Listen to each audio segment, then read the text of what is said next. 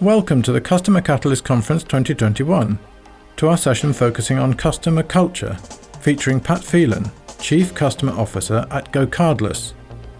The GoCardless mission statement is simple: take the pain out of getting paid for businesses with recurring revenue. In 10 years, GoCardless has grown to process some $25 billion in transactions annually.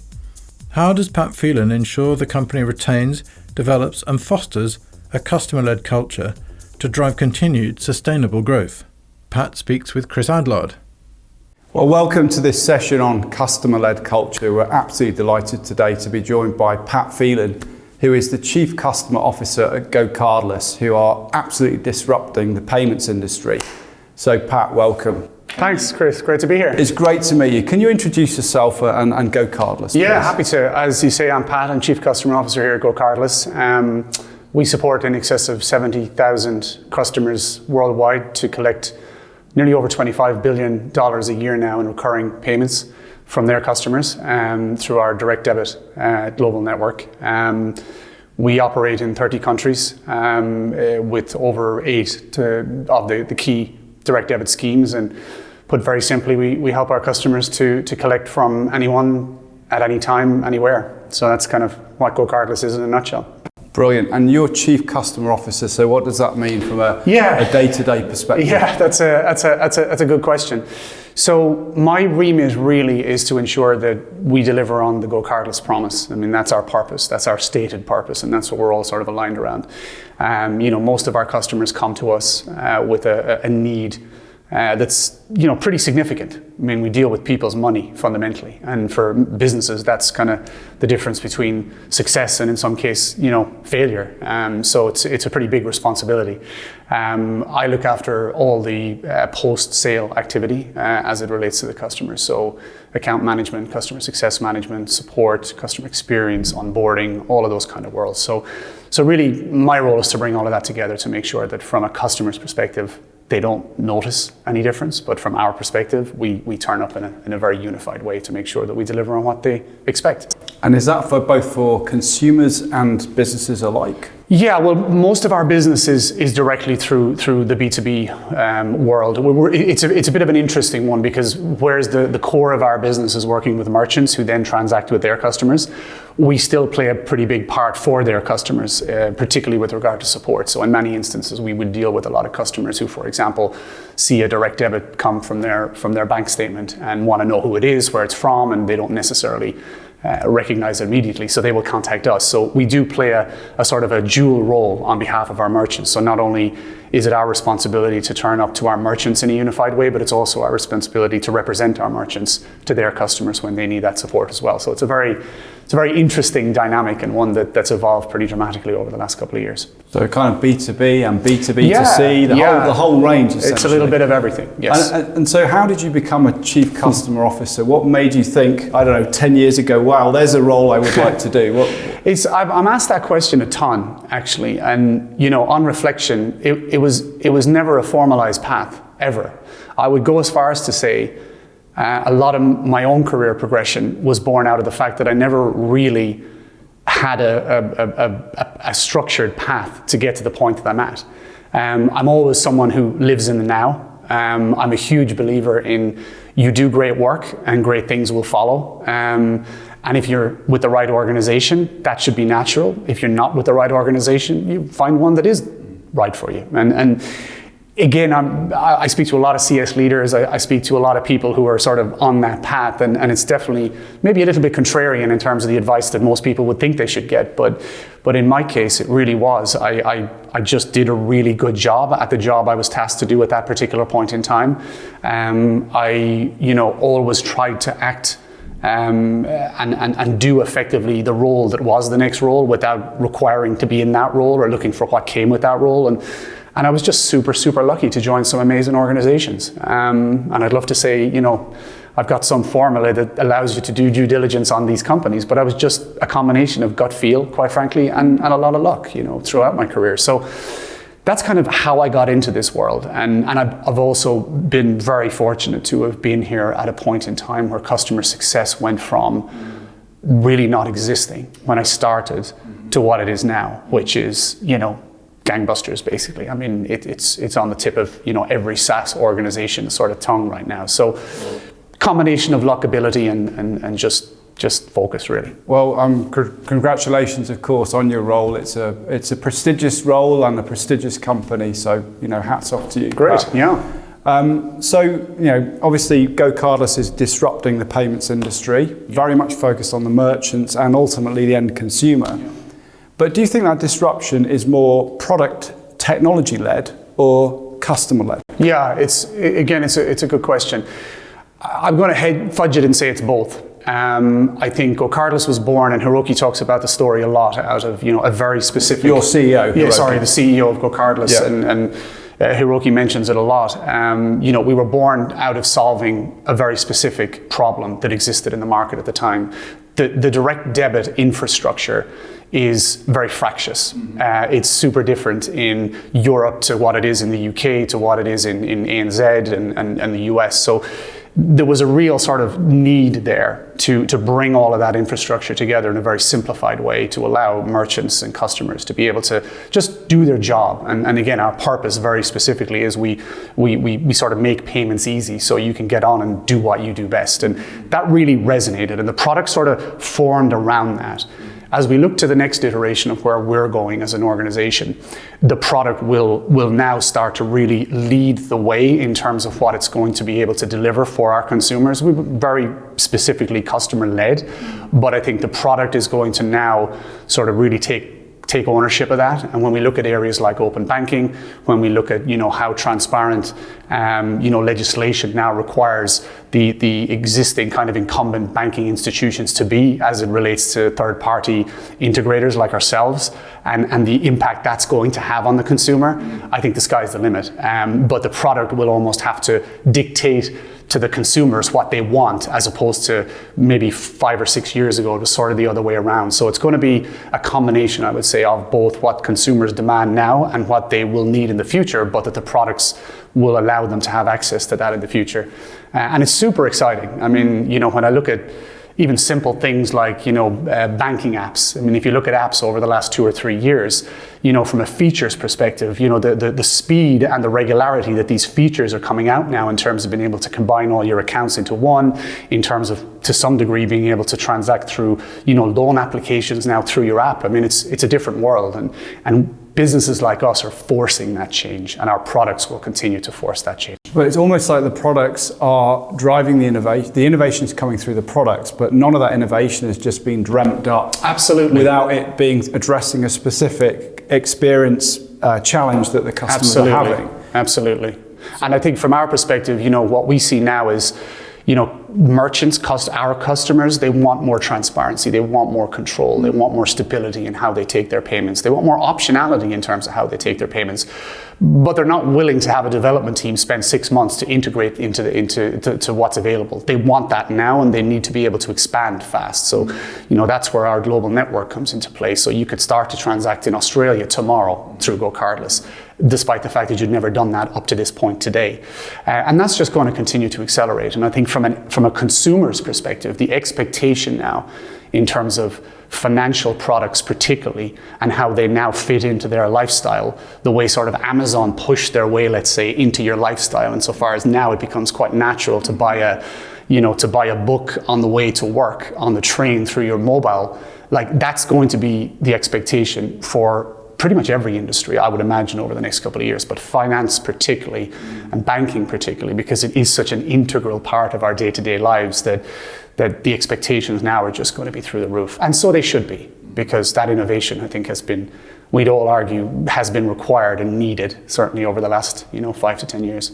Yeah, it's funny because in the Customer Catalyst, we talk about the Amazonification of every industry. Yep. People expect these experiences that are so frictionless and without any impediment, whatever sector it is. Yep. And it's amazing how you guys are doing that within the payments industry. Yep. So how do you balance the demands of short-term revenue gain and profitability with a more sustainable form of, if you like, customer-led growth that we talk about? Yeah, I think it's always a challenge, particularly in a fast-paced organization, such as GoCardless is. No day is ever the same here, and from my experience, that's what kind of keeps me here. They're the type of challenges that certainly I want to be exposed to every day. I think the way I approach it really is two-pronged, and I always look at these kind of things through these two sort of lenses. I think one of them is making sure that there's clarity in terms of what the customer actually is and how it impacts what we do as a business. Right? Now that's immaterial, irrespective of long-term growth, short-term growth, medium-term growth. Mm-hmm. You need a blueprint and you need a structure and you need clarity in terms of, irrespective of whether it's today or 10 years time, what does the customer mean to an organization like GoCardless? Mm-hmm. And once you've got that, and once you've got clarity on that, then the time horizons sort of are almost like a project plan. They fit into that vision. Now, it may be that you start that vision a little less, integrated than you will end up with it, but it's on a path that is not sort of, going left, right, up, down. It's consistent. And I think that's it's a healthy tension, is probably the way I would put it, between what you're trying to deliver in the short term, but always balancing that with what you believe the role the customer needs to play in your organization is.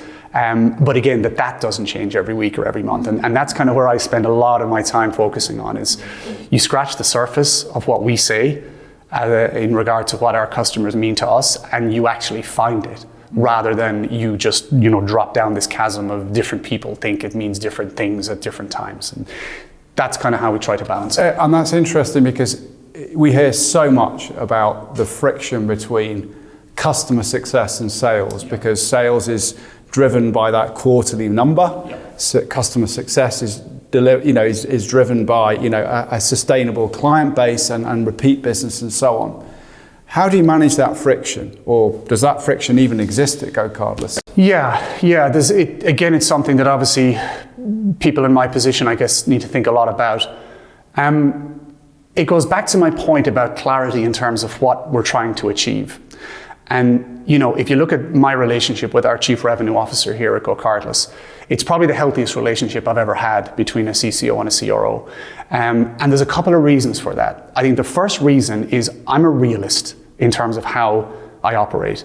Where you find a lot of friction is where you have ingrained camps who have very kind of structured thought processes around what something should be. Right?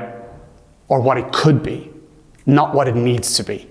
And that's probably the difference between being successful in terms of understanding what that short, medium, and long-term map looks like versus that sort of friction that occurs. It's what it should be or could be versus what it needs to be right now. So when I talk about my view of what the customer is at GoCardless, that's what it could be and what it should be. And I accept, and we all buy into that as a concept.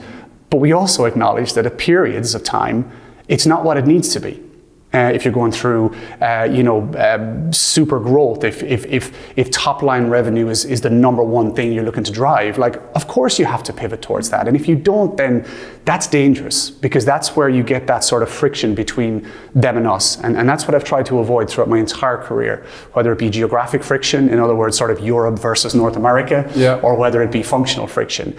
That you need the ability and you need to be ready to pivot very quickly and not turn it into a sort of a frustrating exercise where you feel like you're compromising. You only compromise if you don't have clarity in terms of what you're actually here to do and what you're trying to achieve in the medium and long term when it comes to the customer outcome. So, long story short, myself and the CRO, we engage daily.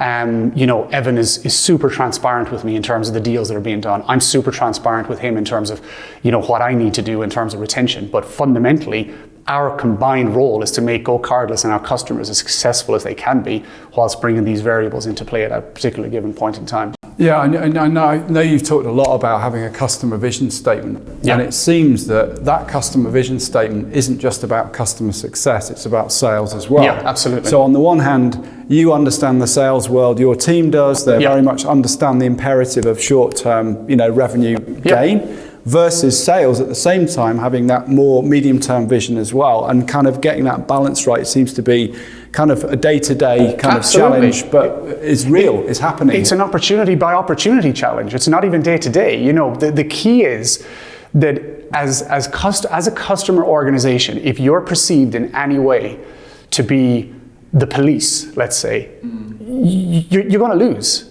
You're simply going to lose, because you've set yourself up into a position where there is no wiggle room, there is no way out there. Whereas if you're actually a partnership, and if you understand what the business requires, and that's where, you know, Evan and I will push Hiroki regularly and say, okay, we need a decision, we need a direction. And as long as you have that direction, it's my role to make sure that that direction is clear, and it's Evan's role to make sure it's clear. Myself and himself will work whichever way we got to go. But again, we're always operating under the premise that we're very clear about what actual customer success looks like. And from Evan, it's ongoing, repeatable, you know, revenue from that customer over the lifetime. And from my perspective, it's making sure that that customer feels like we delivered on what we said we would. And those two things are not incompatible, they're completely compatible. Yes, exactly. You just need clarity as to what they are for them. Yeah, and translating that into actions and activities per function. Completely. So what does your customer vision statement comprise? How do you break that down? What are the key elements? Well, we've got sort of a couple of, I guess, North Stars, if you like, and you know, I don't see our vision in isolation of our execution. They're all one and the same thing. So as a customer success group, our sole responsibility and our sole reason for existence is to deliver on the GoCardless promise. So as I said earlier, the GoCardless promise is to make payments simple so customers can get on and do what they do best. Our job is to deliver on that. Okay, I think as an organization, we're pretty clear as to what that looks like. The challenge is always, how do you take it from there to, you know, somebody picking up a phone on a support call and feeling that they're connected in some way to what that vision and that purpose is. Yeah. So we've spent a lot of time over the last 2 years getting clarity in terms of, okay, if we take that as a purpose and we look at that from the lens of the customer, what does that actually mean? Like how do we show up in order to make sure that our customer, that we deliver on that promise? So we have, you know, very connected, what I would call pillars, to make sure that as an organization, we know that, you know, we have sort of 3 core roles as part of that vision. And our first role is to be provocative. As an organization, I want an organization to be provocative with our customers, to push, to always challenge, to always sort of say, well, what about this? What about that? This company's doing this, you could do this. And not just to be sort of a passive participant in that journey, because it's very easy to be that way. You know, you do your QBR, everything feels good, you move on, right? That's not what we're trying to do. So one of those pillars is very much about delivering sort of that sort of provocative engagement.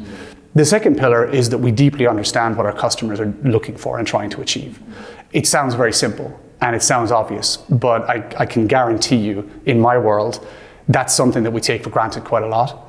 And it's a skill set to be able to actually do that. And the third pillar is that we constantly advocate on behalf of our customers within GoCardless. So when we look at that purpose and we break that down into something that comes closer to the field, then it becomes something we can actually, okay, I can connect to that. If my role in this is to advocate consistently for my customer, and you know, I'm a support agent who's just taken a call from a customer who's really upset because a particular feature isn't in the platform, okay, I can work my way back up to that and say, okay, well, my responsibility now is to flag this because I am advocating. Okay, maybe not at exec level, but I'm advocating. And then my role is to provide the framework and the infrastructure around how we operate as a business to allow all of this to happen. So we operate with, you know, standard things like OKRs, and our OKRs are linked to those pillars, and you know, every year we sort of execute on some of those. What do you mean by OKRs? Sorry, objective key results. Just an ability to execute a strategy. So once we have those pillars, we really align around them. So good example, like we have our session today about what they're going to be for next year, and when we go through that session, we have that purpose, we have those pillars, and we link our OKRs to those pillars, and then that means hopefully my team can then go to their teams, set their own objectives, but we're linking it all the way up and down, and we're measuring against that too. So in other words, every single member of your team and sales there is a direct linkage between their personal goals and objectives and the broader customer vision statement. Yeah. And therefore it is becoming, or has become, operational reality at GoCardless, and that is an exceptionally it's a very real thing, because I think we talk a lot in the industry about, the vision of being customer centric, but you've actually embedded it in the culture. We've started the journey of embedding it, and I'm going to be super clear. Those journeys are ongoing, and one of my big I'm very passionate about making sure that, people like me don't set unrealistic expectations to people who watch this and say, wow, I'm a million miles away from that. Like, this is a journey, and there's parts of this that work super well, and there's parts of it that are evolving. My role is to make sure that we have a structure that at the very minimum we can point to and say, that hasn't changed in 6 months, and that's not going to change in the next 6 months. Okay, everything that goes on underneath that might change. This strategy, that objective, that might not be right. Okay, we've learned our lesson, we move on to a different one, but they will always link to something that ultimately our customers see and that they believe, because that's the way we show up to them. And I think as we move into the world of sales, it really does become an exercise in making sure that, we are part of this engine. And it's not that there's 2 or 3 component parts, it's that there is one engine. And that engine has to pivot when that engine needs to pivot. And the transparency and trust that builds over that time then just makes that process a lot more practical, I guess, and a lot more effective. So it's great to hear that you're on that journey, that it's becoming operational reality, that focus on customer centricity, the combination of sales and customer success working together. Can you kind of provide some proof points that you are going in the right direction, whether in terms of sales or customer satisfaction? Yeah. So I think there's tangible and intangible, again, is the way I would look at quantitative and qualitative. So from a quantitative perspective, since we started, really concentrating on that crossover and that kind of relationship with sales and CS, and since sort of Evan and I came on board really and started to, from a top-down perspective, show that this is never going to be a siloed world that we're going to operate in, we've seen pretty significant impact, particularly in terms of revenue within the install base. So we've seen particularly our upsell mode over the last, I would say, 4 to 5 quarters has just been, really, really successful. I mean, we've from recollection, it's something like 3x the upsell numbers, say, now versus what they were, 12 months ago.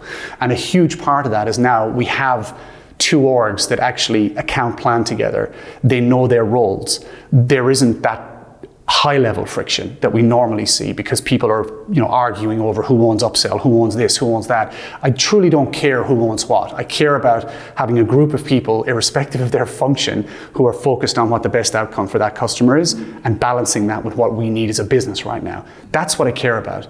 And it does frustrate me a lot when I see these type of conversations out there, because it's like, it's so different. You can walk into 100 organizations and there's 100 different reasons why you do it a different way. You've got to play with what's in front of you. So Evan and I have really made that decision, and we've been really consistent in how we communicate that. We've seen the benefit of that. People know their roles. They know what they're there to do. Comp plans are aligned accordingly. And it's having an impact, no question, absolutely no question. And from a customer experience perspective, we've seen significant improvements in NPS. So we've, again, probably doubled our NPS over the last 2 runs that we've done. And by runs, I mean we do it half yearly. So let's say about in the last 12 months, we've seen a 2x improvement in NPS, and the numbers started relatively high. I mean, our original NPS was in the mid-30s, for example. So, we're starting to see that the combination of how sales and CS are working together are driving a positive commercial outcome, which is based on our customers seeing value from the first place. And then from a customer experience perspective, we're starting to show up better, more unified, more focused, and we're able to drive those outcomes in a way that customers are expecting, and they're telling us that that is the case. So they're the 2 lenses that kind of, from a quantitative perspective, we're starting to see. Qualitatively, I just see how sales and CS interact, and I know it's good, right? Nobody comes to me saying, this is happening or that's happening.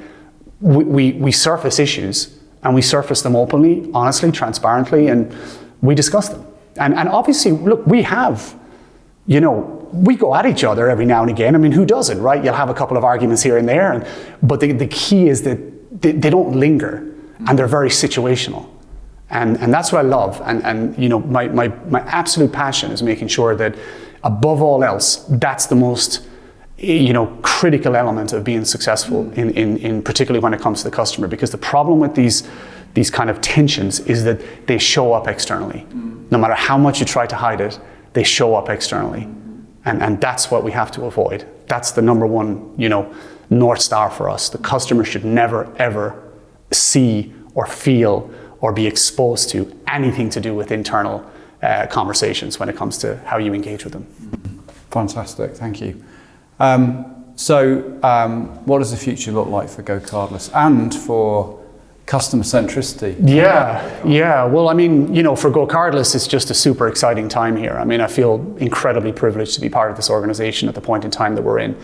Financial technology is just exploding. The opportunities are literally endless and really limited only by, I know it sounds really corny, but genuinely only limited by kind of imagination and a willingness to try different things. So I think the next 3 to 5 years in fintech, like across the board, is just, it's incredible.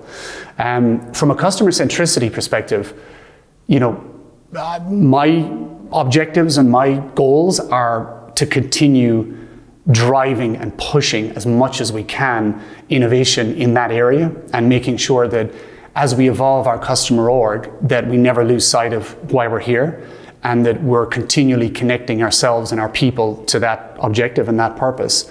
And then sort of secondly, I want to make sure and try to build an organization where we don't talk about segmentation anymore. We don't talk about different cohorts of customers from an experience perspective, that we kind of create this universe of assets that our customers can engage with depending on what they need at what particular time and when they need it.